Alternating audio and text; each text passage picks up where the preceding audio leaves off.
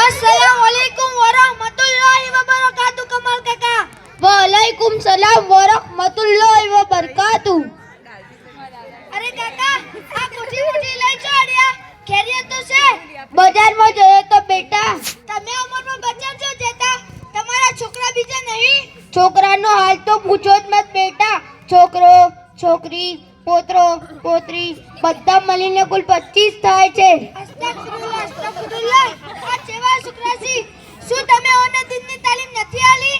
અરે બેટા અમે સમજ્યા કે એઓને આવી જ મળી બનશી તો કોઈ મદરસા બંચીતમાં 2-3 હજારમાં નોકરી કરશી તો 2-3 હજાર રૂપિયામાં જ શું ખાઈ અને અમને શું ખવડાવશી? અરે કાકા આ તમારી બધું ખોટી સોચ છે. શું અંગ્રેજી ભણશે તો જ ખવડાવશે? મોલસાબ બનશે તો ભૂખો રાખશે? જો કાકા એક મોલસાબ આવી રહ્યા છે એમનાથી પૂછી લઈએ. અસ્સલામુ અલૈકુમ વરહમતુલ્લાહિ વબરકાતુહુ।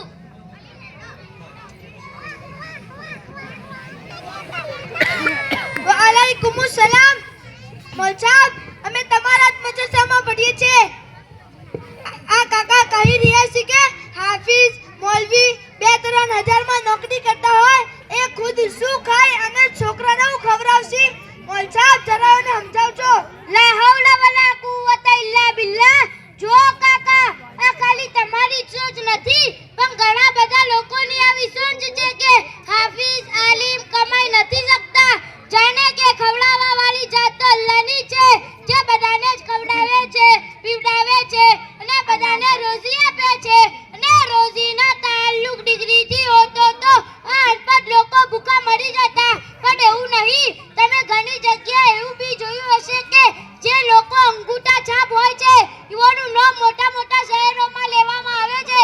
તમે કદી જોયું છે કે હાફિઝ આલિમ ભૂખા મરી રહ્યા હોય એ આત્મહત્યા કરી રહ્યા હોય? પણ એવું નહીં. બધી જ બાજુ એની ઇજ્જત થાય છે. એનાથી ઉલટું તમે જોયું હશે કે બીએ પાસ કરવાવાળો બેકાર ફરી રહ્યો છે. ડોક્ટર છે પણ ડોક્ટરી નહીં ચાલતી. વકીલ છે પણ કોઈ કસ્ટમર નથી આવતું. શું આવું નથી જોયું કાકા તમે? તમારી વાત 100% સાચી છે પણ મારા બેટા અને પોતરા મારું કીધું નથી માનતા. એનું શું કરું? અરે કાકા તમે ઓને દિનની તાલીમ આપી હોતી તો આવું ન કરતા. તમારી વાતને માનતા અને તમારી ખિદમત કરતા. મદરસામાં આવું જ પઢવામાં આવે છે કે માના પગના નીચે જન્નત છે, બાપ દાદાનો દરવાજો છે. કાકા સમજમાં આવ્યું? થોડું થોડું આયું. આ તો કાકા તમને દિનના બારામાં કોઈ ખબર છે? શું તમે જ મુસલમાન છો? પૂછો મને દિનના બારામાં. મને બધી જ ખબર છે. તો બતાડો ગુસલમાં કેટલા ફર્જ છે? ગુસલમાં 9 ફર્જ છે. ચિયા નંબર 1 પાણીને હોવું, નંબર 2 મંજન બર્સને હોવું, નંબર 3 ટુવાલ અને લુંગીને હોવું, નંબર 4 લોટો અને ડોલનું હોવું, નંબર 5 કપડાં ઉતારીને નળ પાસે જવું, નંબર 6 પેશાબ કરવા જવું, નંબર 7 સાબુ અને કૂચાનું હોવું, નંબર 8 એક ખાસ વાર ઠંડીમાં ગરમ પાણીથી નાહવું, નંબર 9 આ બધી ચીજો નહીં હોય તો ગુસલ નહીં થાય. બસ બસ અસ્તગફિરુલ્લાહ અસ્તગફિરુલ્લાહ। અરે કમાલ કાકા તમે તો કમાલ કરી દીધો. બસ તો વધાર્યા નહીં અને શું વધારી દીધું.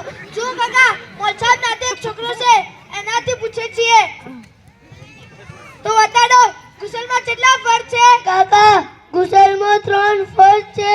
નંબર 1 મોઢું ભરીને ગુલ્લી કરવી, નંબર 2 નાકની નરમ હડ્ડી તક પાણી પહોંચાડવું, નંબર 3 અને પૂરા બદન પર એવી રીતે પાણી બહાવવું કે એક બાલના બરાબર જગહ સૂકી ન રહે.